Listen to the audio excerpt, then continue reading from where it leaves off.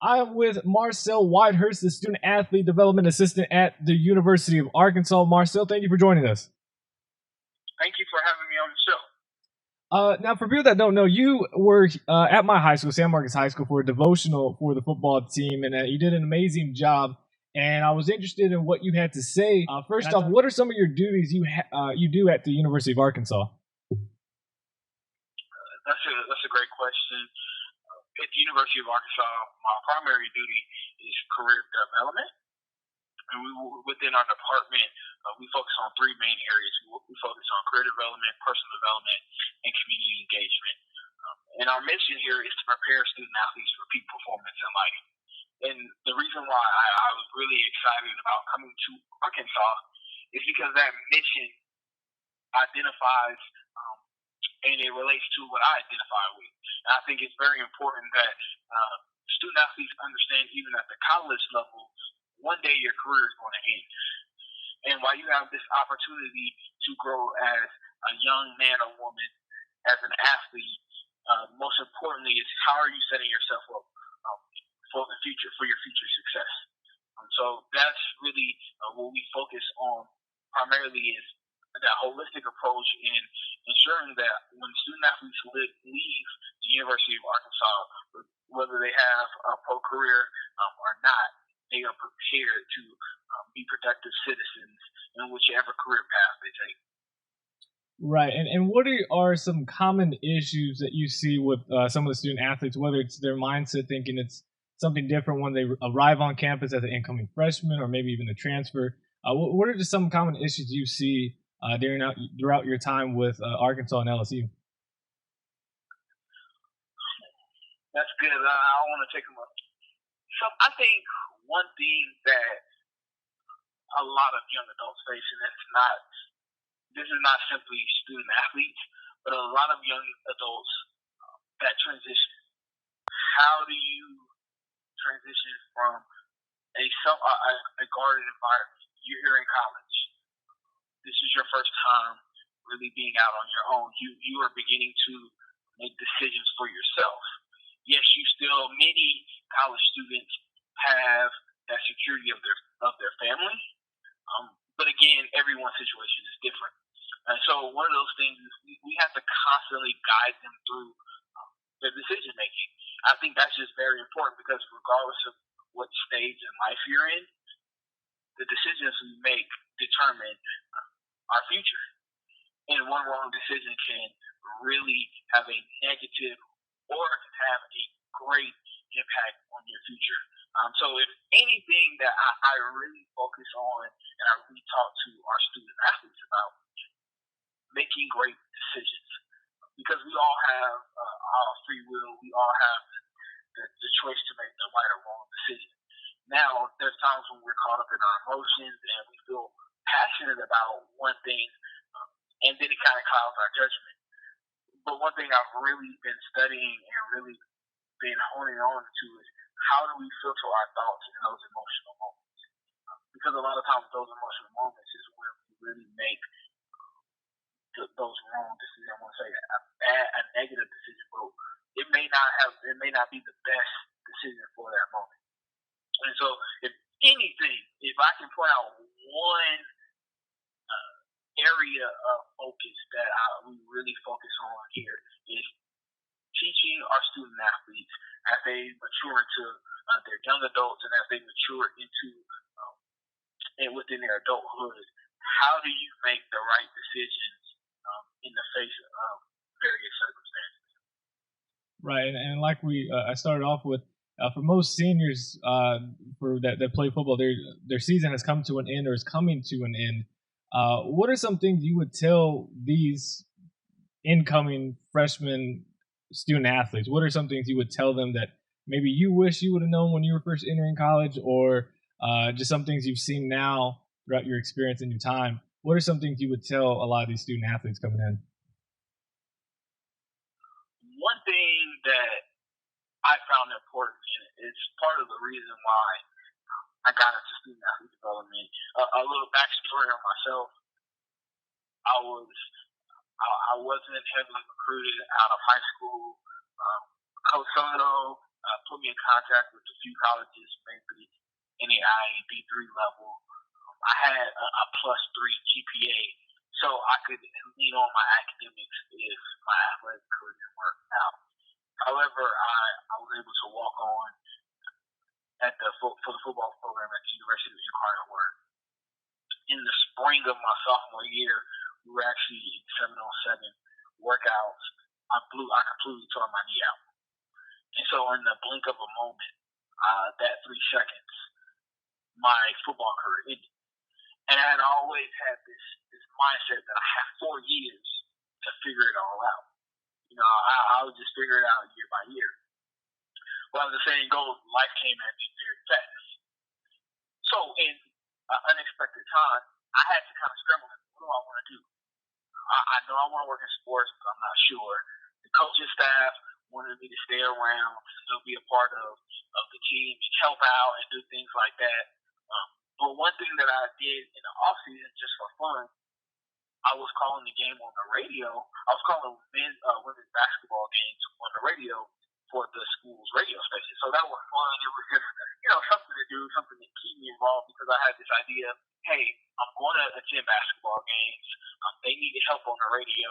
I thought it was a cool idea to see what is it like, at that time, Stupid Sky was on ESPN, and I was like, man, I want to experience that. So yeah, absolutely. That turned from radio to the school, actually getting a television station launched. And because I wasn't playing it anymore, I became the analyst, color commentator for UIW TV football games, and still doing basketball on the radio. I mean, we were having good success. Then I moved to the studio, and that parlayed into a radio show. And then I started writing for newspapers, sports staff writing. So things started happening. I started getting options, man. I interned at King of Sports and was blessed to work with Team USA basketball and have a hand in the NCAA Women's Final Four as they year. So, even in that really tough moment, because I went through some depression, I went through a lot of emotional and psychological strain, I found a way to continue fighting and finding my passion in life. But one thing I said, once I got hurt, I was like, in my heart, I said, I want to make sure that every student athlete that I come in contact with understand and have the resources to be able to be more than just a student athlete, because this can end at any time. So one advice, even when I worked and when I was more on the coaching side of things, one thing I remind any young person that I speak with, make sure you attend a university that if anything ever happened, you would still want to go to that university until you graduate.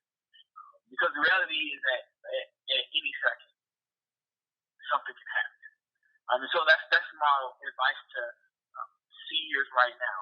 I know some of you are getting pressured from family, and if your school is not already paid for, and you have the option, or if you have the option to go to any school, make sure the school that you choose to attend is one that you're going to be willing to stay for 4 or 5 years, however long it may be until you get your degree, because that's somewhere where you want to grow, somewhere where you're able to be involved in that community, and it's going to benefit you, because the school is going to get everything they can get out of you. So make sure you're getting what you need and what's necessary for you to be successful in your career out of that university. Perfect. And now switching the role to you, what are some of your goals? Do you have any plans about, obviously, continue to work at Arkansas, but do you have any plans traveling to different universities, speaking to other athletes, or maybe, I know you said you interned with the Kansas City Chiefs, maybe working for an NFL team. What are some of your goals, maybe 5 years from now, 3 years, maybe next year? What are some of the things you have planned? Well, I didn't actually intern for the Chiefs. I had an interview for them, and that didn't work out. But one of my goals is to work at a professional level, either with the NFL or the NBA. That's always a dream of my own. In any profession, you always want to work at the highest level, and within athletics, that is the highest level.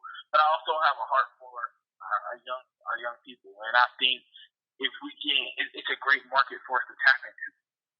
if you pay attention, and anybody who follows sports closely, especially from an athlete development standpoint, you see what UIL is doing. They've collaborated with the Cowboys, and they're really trying to get things going on a leadership development.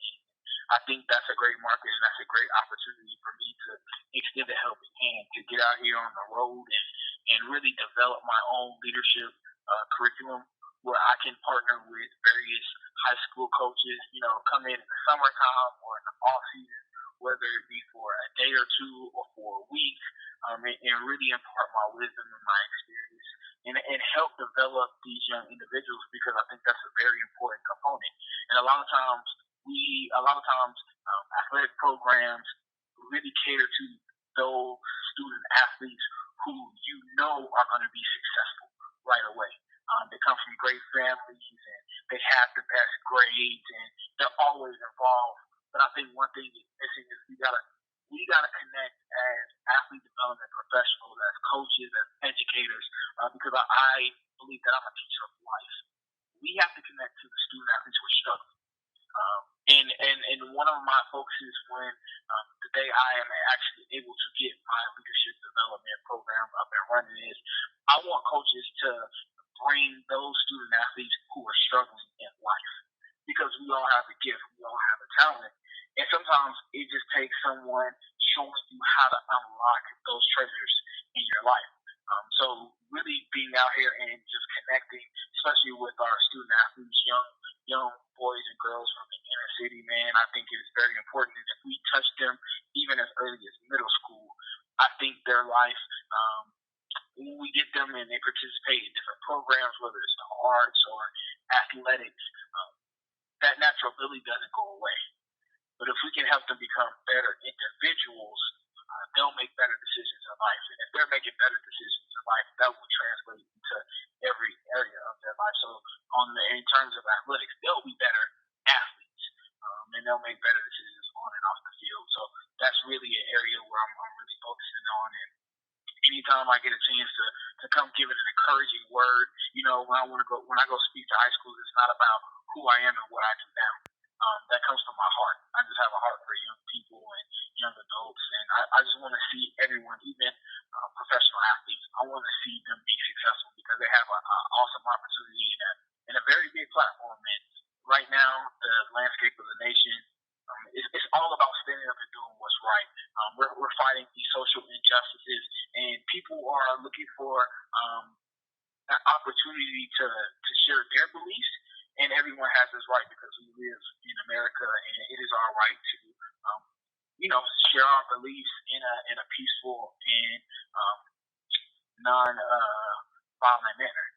And so we give the opportunity for these athletes with this platform to stand up for those who don't have a voice for themselves. Man, it's very, very, very powerful and a very impactful experience. So my top goal really to develop my own leadership development curriculum and be able to travel around the United States and even into other countries of the world and really tap into the young people and adults alike, and then of course work at the professional level.